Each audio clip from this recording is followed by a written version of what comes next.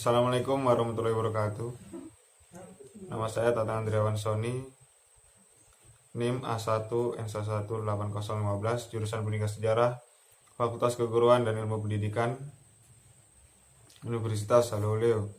Di sini saya akan memaparkan materi tentang sejarah Indonesia masa kolonial. Ya, langsung saja. Bab 1, proses masuknya dan perkembangan penjajahan bangsa Eropa di Indonesia. Latar belakang kedatangan bangsa Eropa ke Indonesia.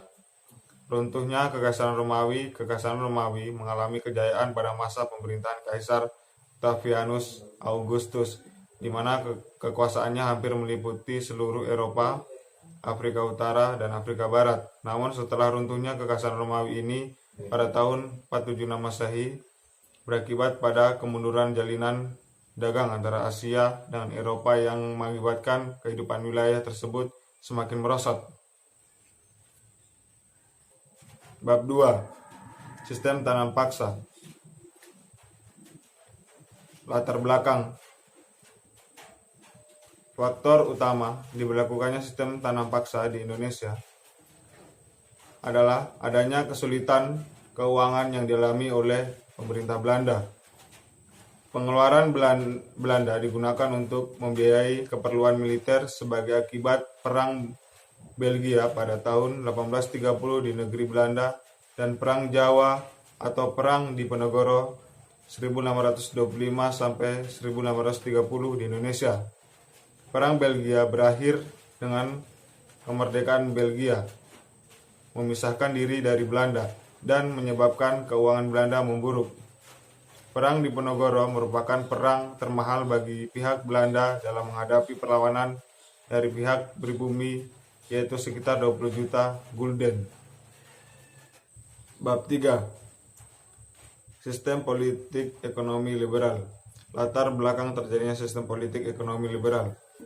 Sebelum tahun 1870, Indonesia dijajah dengan model imperialis kuno, Acien imperialis, yaitu dikeruk kekayaannya saja. Setelah tahun 1870, di Indonesia diterapkan imperialis modern imperialis. Sejak itu diterapkan open door politik, yaitu politik pintu terbuka terhadap modal-modal swasta asing. Pelaksanaan politik pintu terbuka tersebut diwujudkan melalui penerapan sistem politik ekonomi liberal. Bab 4, politik etis. Latar belakang politik etis. Pada awal sebelum dilaksananya politik etis, keadaan sosial dan ekonomi di Indonesia begitu buruk dan jauh dari kata sejahtera, terutama untuk pendidikan pribumi yang bukan di kalangan bangsawan.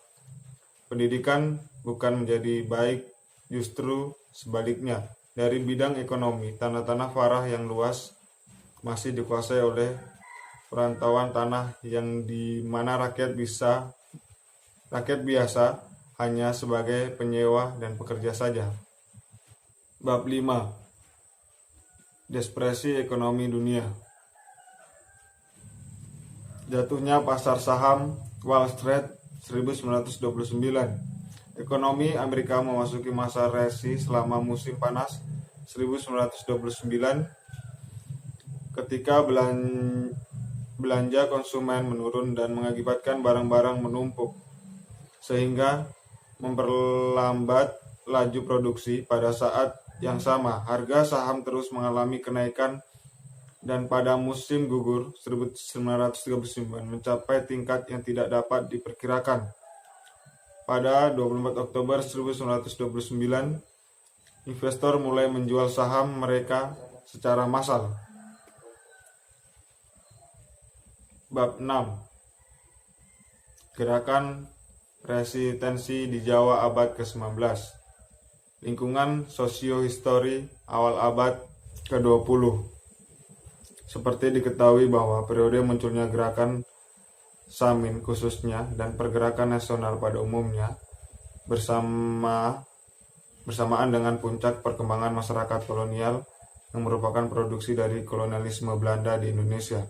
Dalam masyarakat kolonial itu, posisi dan peranan masyarakat Indonesia dipinggirkan oleh kaum kolonialisme.